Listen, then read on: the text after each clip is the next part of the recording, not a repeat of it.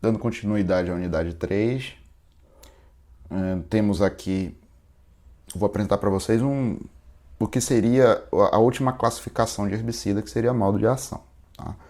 Vocês vão ter muito mais detalhes de formato de molécula e descrição das moléculas no capítulo 2 também, de tópicos e manejo em plantas daninhas. Bom, os principais herbicidas usados em pastagens, basicamente, eles são destinados ao controle de dicotiledôneas em pastagens de monocotiledônea. Tá? Então, eu vou me ater a isso, principalmente na Amazônia. Tem muito pouco pasto de cotiledôneo, a maioria é gramínea, é a família Poaceae.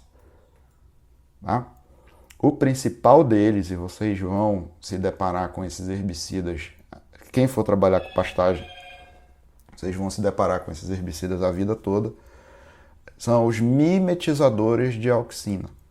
Tá? Os mimetizadores de auxina, como o próprio nome diz, ele imita um hormônio. Ele imita um hormônio de crescimento, que induz divisão celular. Hormônio em baixas doses, ele atua em favor da planta. Ele sinaliza que a planta está pronta para crescer. Ele sinaliza divisão celular, alongamento celular, no caso da auxina. Os mimetizadores de auxina, eles chegam dando muita informação sobre divisão. É muito comum vocês observarem, quando os herbicidas atuam em plantas de cotiledônea, o crescimento acelerado de tecido, o crescimento de tumores, o retorcimento de caule. Tá? Nós temos aí, então, que esses herbicidas eles são seletivos, tá? Eles são seletivos às culturas monocotiledôneas e ele controla dicotiledôneas. No entanto, dependendo da dose que você aplique lá na cultura monocotiledônea, por exemplo, milho, 2,4-D em milho, dependendo da idade do milho e dependendo da dose que vai chegar em milho, você vai acabar provocando danos em milho, mesmo sendo monocotiledônea. Então, atentem-se às doses e atentem-se ao tipo de aplicação. Em milho, por exemplo, eu não recomendo mais mimetizador de auxina. Tá? Eu recomendo o uso de outros herbicidas seletivos a milho. Esses herbicidas eles são de translocação sistêmica, ou seja, eles não precisam de uma cobertura do alvo muito grande. A particularidade desses herbicidas é que eles podem penetrar principalmente pela folha. Uma outra via muito utilizada é o pincelamento de toco e de floema, tá? Quando eu quero eliminar rebrota de espécies arbóreas. E o resíduo desses herbicidas podem penetrar pela raiz e provocar danos em outras culturas. Tá? O resíduo no solo desses herbicidas ele varia conforme o princípio ativo. Varia aí de 30 a 360 dias após a aplicação. Isso de ter um residual longo é bom ou ruim? Temos os dois lados. É bom ter um residual maior porque fica mais tempo controlando planta, certo? Mas não controla de uma maneira adequada. É muita gente que quer aplicar o produto uma vez e quer que o efeito seja eterno. E isso não acontece. Tá? É ruim porque deixa resíduo para outras culturas. Se eu tenho lá uma pastagem que tem resíduo de picloram, por exemplo, que eu apliquei na pastagem e eu vou plantar ali soja, feijão no ano seguinte, eu posso matar a soja, posso matar o feijão, posso matar a espécie arbórea, né? Algumas situações onde eu faço a integração de floresta com pastagem, eu posso acabar matando a espécie florestal devido ao resíduo de herbicida. Tá? Então tenham cuidado no uso desses herbicidas, devido principalmente ao potencial de dano que eles causam às plantas sensíveis, né, às dicotiledôneas, e ao potencial de resíduo no solo. Um dos mecanismos de seletividade, por que gramíneas não morrem e por que que dicotiledôneas morrem, por que monocotiledôneas morrem e dicotiledôneas não morrem, deve-se ao arranjo do feixe vascular. Esses herbicidas atuam muito no floema. O floema ele é vivo, né? Um floema vivo, ele tem células que translocam seiva, tanto de baixo para cima como de cima para baixo da planta. E os hormônios, quando ali chegam, eles fazem com que essas células do floema se dividam de maneira desorganizada. E em dicotiledôneas, as fibras que protegem os feixes vasculares, eles não estão circundando, são células jovens, não estão circundando o floema. E isso permite com que o floema se expanda em dicotiledôneas. Em monocotiledôneas, né, eu tenho um feixe vascular que a gente fala desorganizado, mas ele, na verdade, ele é isolado um do outro. Os feixes aqui não, é contínuo. É organizado porque está um do ladinho do outro. Aqui eu tenho um feixe vascular disperso, tá? E ao redor desses feixes eu tenho fibras, né, células esclerenquimáticas muito rígidas, que não permitem com que o floema comece a se dividir aqui de uma maneira desorganizada. Que não, né? O floema está aqui para fora, o xilema aqui para dentro. Esse floema aqui começa a se dividir e entope o feixe vascular. Entupindo o feixe vascular, não tem um fluxo de seiva, a planta acaba morrendo. Eu vou mostrar para vocês alguns vídeos de sintoma do que esses herbicidas provocam. Eu vou colocar, disponibilizar no SIGA, para vocês observarem. Quais são os problemas causados por esses herbicidas? O principal deles é o período residual no solo. Então eu tenho que, se eu for plantar outra coisa nesse solo e for dicotiledônea, eu tenho que antes saber se ainda existe resíduo desse herbicida no solo. Isso pode causar dano na cultura seguinte e isso também causa impacto ambiental, certo? Como é que eu faço a análise se tem resíduo no solo ou não do herbicida? É muito simples, não precisa de um equipamento muito caro não. Eu faço uma análise com um bioindicador. Eu pego um pouco desse solo e semeio ali plantas que são sensíveis. A planta mais sensível aí que a gente usa para bioindicador é pepino, tá? Faço o semeio do pepino num solo que tenha resíduo, ele não vai crescer bonitinho. Eu vou mostrar algumas fotos de como essas plantas ficam. Elas têm sintomas de intoxicação. Tem um outro herbicida que tem o potencial de ficar com resíduo no esterco, é o picloram, tá? Pastagens com resíduos de picloram, esse picloram pode ficar no esterco dos animais. E aí eu não posso usar esse esterco aqui para fazer adubação de plantas dicotiledôneas. Elas vão sentir o efeito desse herbicida lá para onde tu destinou esse esterco, tá? Então não usem, por exemplo, para fazer muda ou para fazer canteiro de couve, repolho, alface, porque vai dar problema de intoxicação. Deriva de gotas. Eu resolvo a deriva de gota. Se voar, por exemplo, gota de mimetizador de auxina no plantio de dicotiledônea, vai matar a dicotiledônea. Então, o que é que eu faço para resolver a deriva de gotas? Eu vou usar gotas maiores. Vou usar menor pressão de trabalho no pulverizador. Isso vai me proporcionar gotas que rapidamente vão chegar ao alvo, que é a planta daninha.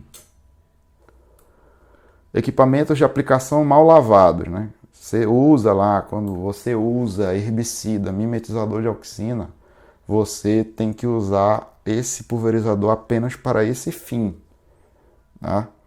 Porque sempre fica resíduo no pulverizador. Eu só tenho um pulverizador para várias culturas, monodicotiledônea, pastagem, olerícola ou frutíferas. Bom, aí você tem que lavar bem isso daí. Uma maneira de tirar mais esses produtos de mangueira e do depósito é fazer lavagem com carvão ativado, tá? Lavar bastante até que saia qualquer tipo de resíduo, porque qualquer resíduo que tenha eu vou ter um dano muito grande em plantas dicotiledôneos.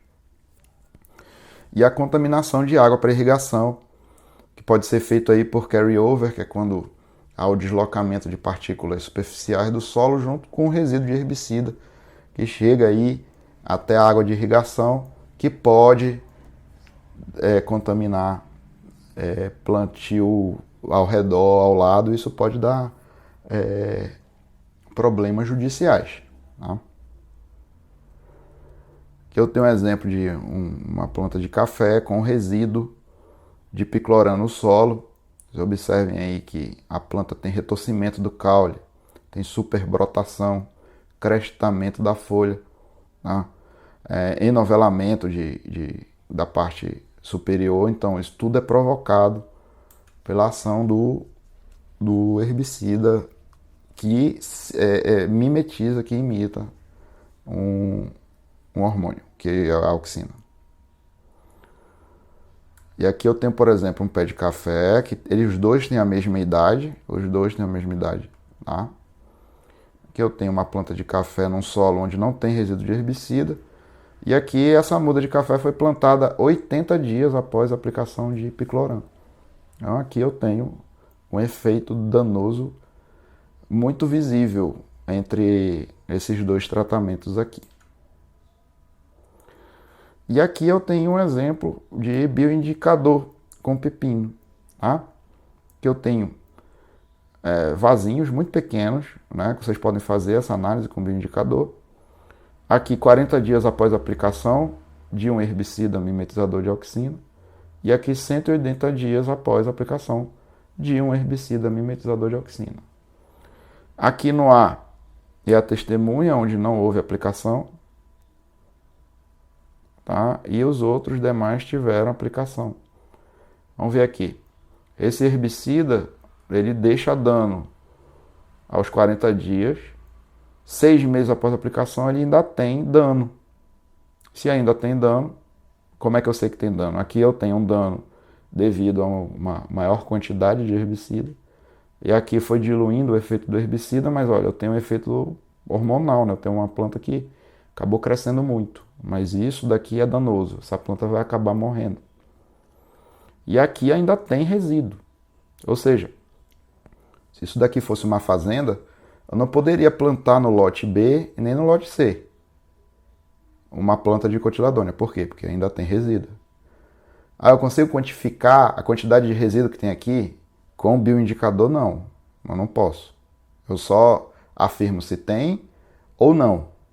É como se fosse um exame de sangue onde eu atesto ou não gravidez.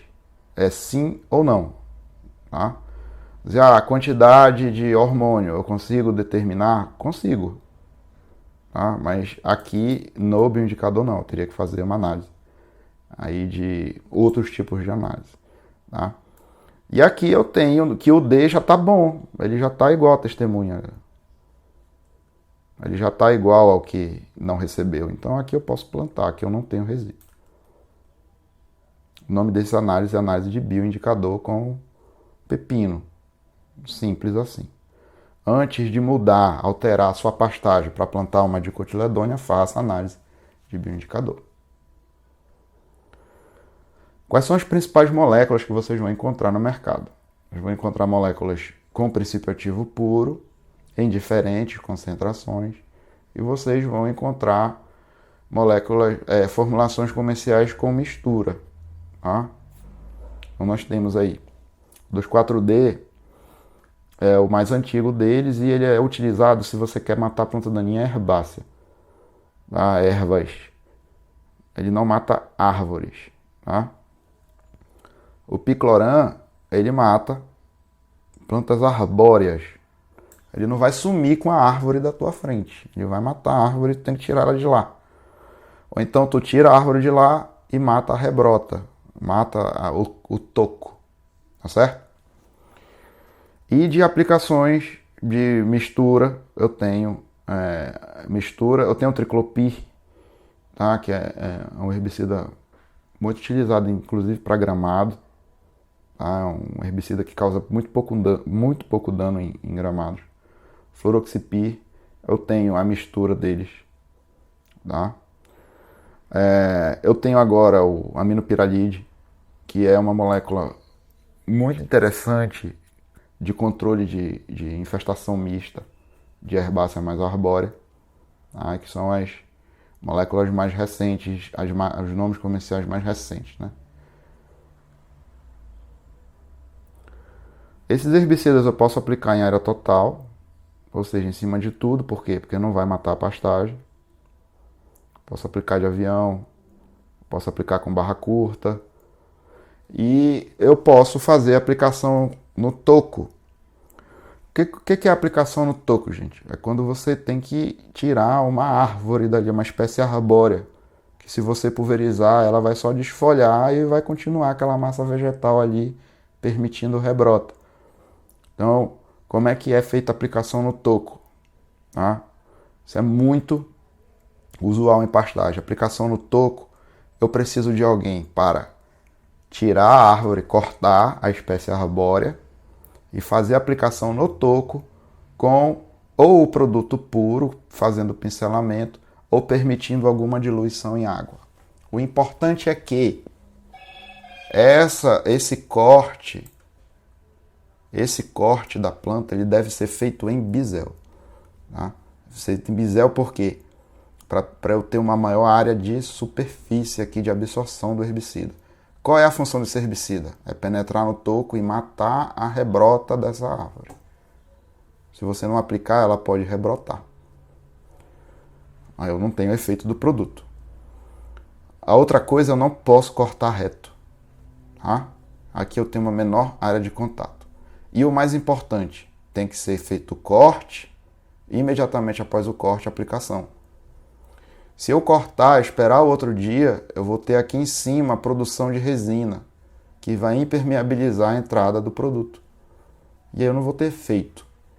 Então eu tenho que fazer corte e aplicação para eu ter o efeito do herbicida. Porque muita gente faz o quê? Isso eu falei em algumas aulas para trás. Tem gente que quer passar em cima dessas árvores um controle mecânico, com roçadeira, por exemplo. Tá? E no outro dia pulverizar tudo com esse produto aqui. Não vai ter efeito. Tem que cortar em bisel e aplicar. Roçadeira é ruim por quê? Porque a roçadeira ela não faz o corte nem reto e nem bisel. Ela faz uma explosão do toco. O toco fica esmagado, fica estourado. Tá? Então eu não tenho superfície de contato suficiente para aplicar. Então a única maneira é essa, corte e aplicação no toco. Tá bom? Do jeito que está sendo feito aqui. Ó. O rapaz está aqui fazendo controle mecânico com corte e o outro está fazendo aplicação no toco. Uma outra maneira é você matar a árvore. Né? Aqui eu tenho a machadinha química onde você faz uma inserção do produto diretamente no floema, para ele matar a árvore antes do corte. Isso já não é mais muito recomendado, por quê? Porque a dose de herbicida aplicado aqui, uma parte dele fica no solo. E quando você vai plantar de novo alguma árvore, alguma coisa que seja, ele pode intoxicar a raiz. Tá? Aqui é a machadinha química. Bom, mimetizator de auxina vai ser 80% da tua vida na pastagem, tá? Os demais produtos, a maioria deles, eles são não seletivos, tá? E eu uso eles em que situação? Para eu fazer uma catação, por exemplo, eu tenho que aplicar apenas em cima de reboleiras, onde eu tenho uma infestação muito pequena, eu vou lá e aplico. Ou então quando eu quero matar tudo, eu quero matar a pastagem e as plantas daninhas que estão lá, porque eu quero fazer uma nova pastagem. Tá? Então, quais são os principais herbicidas? A principal molécula herbicida utilizada, não sendo mimetizador de auxina, são os inibidores da EPSBS. São herbicidas muito baratos, de uma oferta muito grande no mercado, e eles têm um controle muito eficiente. Tá? Tenho aqui produtos são sistêmicos, eles são não seletivos e baratos. Além disso, o residual no solo é zero. Ele bate no solo Fica resíduo, obviamente, que ele não some, mas o resíduo herbicida dele é zerado, tá? E ele é muito interessante para controle, principalmente de gramíneas. Ele mata muito bem monocotiledôneas. Ele mata dicotiledôneas também, mas ele mata muito bem monocotiledôneas, principalmente plantas herbáceas, tá? E o grande sucesso dele é a aplicação aí em reboleiras, tá? Ele, em mistura com o 2,4-D, ele é excelente para aumentar o espectro de controle. Por quê? Porque o glifosato mata muito bem monocotiledôneas, mata dicotiledôneas também, mas numa dose um pouco maior, por exemplo, para matar a Comelina bengalense. E o 2,4-D entra para controlar a planta dicotiledônea, ele aumenta o espectro de controle. Ou seja, eu reduzo a dose de glifosato e reduzo a dose de 2,4-D. E eu aumento o controle, aumento o espectro de controle. Um outro herbicida utilizado já vai entrar em desuso, é o paraquat. É um herbicida de contato, tá? Ele só mata a parte aérea, ele só mata onde cai a gota, tá? Ele é interessante se você também quer matar reboleiras. Como a deriva dele não vai provocar tanto dano na pastagem, porque ele só mata onde caiu a gota, ele é interessante, por exemplo, se você não tem equipes muito bem treinadas na aplicação de herbicida, tá? Por quê? Porque eu tenho que evitar deriva em cima da pastagem. Qual é o problema dele? Ele é extremamente tóxico, tá? Então, a bronca dele é que ele é perigoso, tanto que está sendo proibido a comercialização e o uso dele no Brasil a partir do ano que vem. Nós temos aí o metsulfuron, que é o inibidor da ALS, muito interessante para controle de vassourinha de botão em pastagem, que é o Alai e o Zartan aí que a gente tem no mercado. Aqui na Amazônia é um grande problema, vassourinha. Apesar de não ter registro, ele tem uma seletividade muito interessante para braquiárias, tá? Então, a aplicação de herbicida não seletivo, por exemplo, a aplicação localizada é essa, né? Já mostrei aqui várias vezes. Que eu tenho problema, aqui eu tenho a pastagem. Eu vou aqui em cima do problema e aplico um não seletivo, com o cuidado de esse produto não chegar na pastagem. Vale quando? Quando eu tenho infestação baixa. Quando a infestação é muito alta, é mais interessante a aplicação em área total e o replantio da pastagem. E aqui, que seria esse, né? Aplicação em área total, tá? Matando tanto a pastagem quanto as plantas daninhas.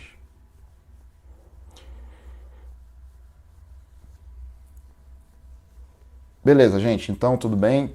Nós terminamos por aqui a parte de herbicidas e na próxima aula é a parte de tecnologia de aplicação, que será a última aula antes da prova, tá ok? Muito obrigado, até mais.